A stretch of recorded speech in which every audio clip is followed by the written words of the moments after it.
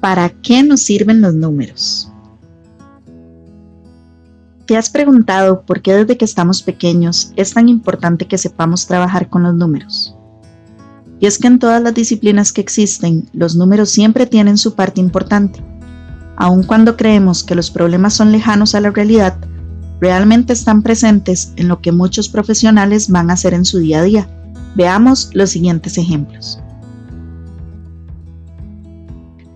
En biología, cuando hablamos del tamaño de las células, se suele utilizar la micra como unidad de medida, de modo que una micra equivale a lo que se ve en pantalla en metros.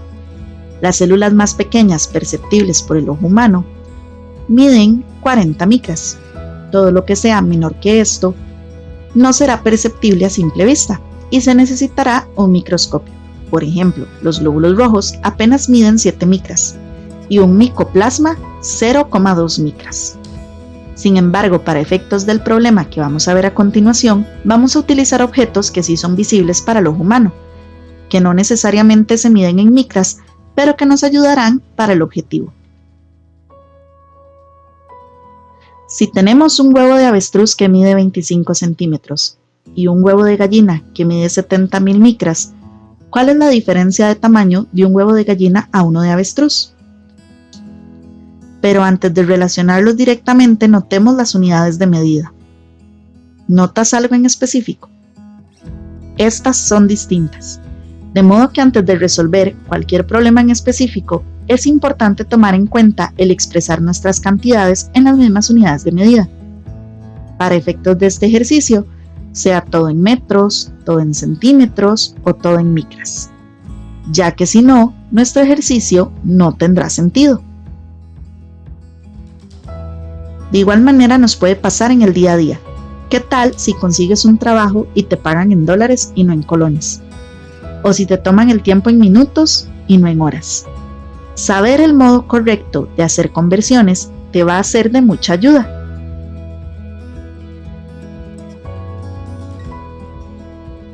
En nuestro segundo problema, debido a que la atmósfera es más espesa y próxima a la zona intertropical, la temperatura disminuye solo 1 grado centígrado cada 180 metros.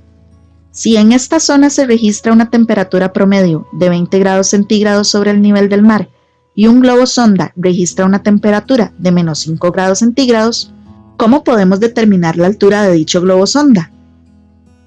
Es importante que notemos que más allá de saber o comprender cuánto puede subir o no un globo sonda, lo importante es que comprendamos que hay un orden al realizar los cálculos, que nos permiten rescatar datos importantes en ciertos fenómenos, así como hacerlo de una manera rápida y eficaz.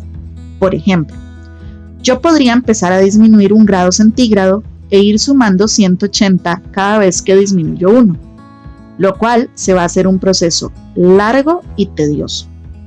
O puedo averiguar cuántos grados de diferencia hay entre 20 grados centígrados y menos 5 grados centígrados, y así multiplicarlos por la cantidad de metros que representa cada uno de ellos. De modo que si aprendemos el orden de las operaciones, además de darnos un cálculo correcto, nos ayudan a hacer operaciones más sencillas y entenderemos la importancia de la prioridad en las operaciones y el uso de los paréntesis que conocemos desde la escuela.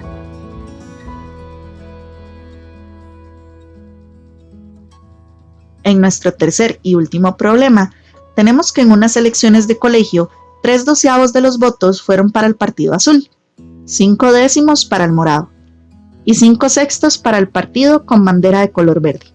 El resto votó nulo y el total de los votos fueron 4.200. Pero, ¿cuál partido fue el ganador? Muchas veces no comprendemos por qué las fracciones son tan importantes. Creemos que en un contexto como este, son solo una forma de complicarnos la vida, pero esto se utiliza muchísimo en recetas de cocina, en laboratorios químicos o incluso en nuestra vida diaria. ¿O nunca has escuchado a alguien decir, tengo medio tanque lleno, cuando alguien se fija en la gasolina de su vehículo? O deme un cuarto de carne molida, cuando una señora va al supermercado. Bueno, es importante que recordemos un poco cómo trabajar con estas fracciones. Las podemos ver como parte de un total como decimales, o incluso en algunos contextos como números mixtos. Por ejemplo, en el problema de los votantes que teníamos en un principio. De manera gráfica podríamos ver cuál partido tuvo más votos sin necesidad de hacer un solo cálculo, solo fijándonos en cuál fracción es mayor que cuál. Si hacemos los cálculos tendremos el dato exacto de cuántas personas votaron por qué partido en específico. Veamos. Por el partido azul nos dicen que tuvieron 3/12 a favor. Entonces tomaremos la unidad completa, la dividiremos en 12 partes iguales y de estas 12 partes tomaremos 3, lo cual equivale a 600 votos. Del total de los 4.200 votos, nos dicen que 5 décimos votaron por el equipo morado. De modo que tomaremos una unidad completa, la dividiremos entre 10 y tomaremos 5 de esos 10. Esto equivale a 1.200 votos.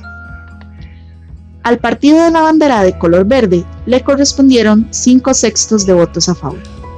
Quiere decir que partimos nuestra totalidad en 6 pedazos iguales y tomamos 5 de ellos, lo cual equivale a 2.000 votos. Luego nos dicen que el resto de los votos fue nulo. Y como ya tenemos los datos de los otros partidos, podemos, mediante sumas y restas, calcular que los votos nulos fueron 400. Entonces te pregunto, ¿quién fue el ganador? Si comprendemos realmente el sentido de las fracciones y que como un número racional o irracional podemos trabajar con ellas realizando operaciones fundamentales como con cualquier otro número, respetando la prioridad de las operaciones y las conversiones, veremos lo importante y lo útil que es esto en la vida diaria.